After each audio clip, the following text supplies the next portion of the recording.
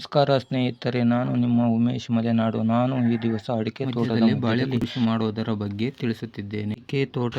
ಅಡಿಕೆ ತೋಟದ ಮಧ್ಯದಲ್ಲಿ ಬಾಳೆ ಹಾಕಿ ಮೊದಲನೇ ಕಟಾವು ಮುಗಿದಿದ್ದು, ಎರಡನೇ ಹಂತದ ಬಾಳೆಯನ್ನು ನಾವು ಹೇಗೆ ಮಾಡುವುದನ್ನು ತೋರಿಸುತ್ತಿದ್ದೇನೆ.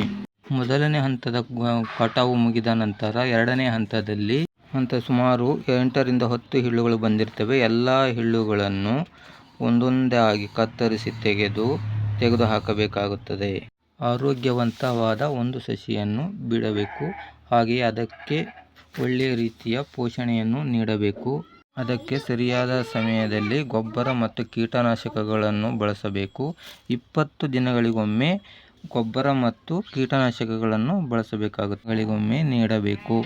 8 ತಿಂಗಳ ನಂತರ ಈ ರೀತಿ ಗೊನೆ ಬರುತ್ತದೆ. ಅದಕ್ಕೆ ಔಷಧೋಪಚಾರ ಮಾಡಿಕೊಳ್ಳಬೇಕಾಗುತ್ತದೆ.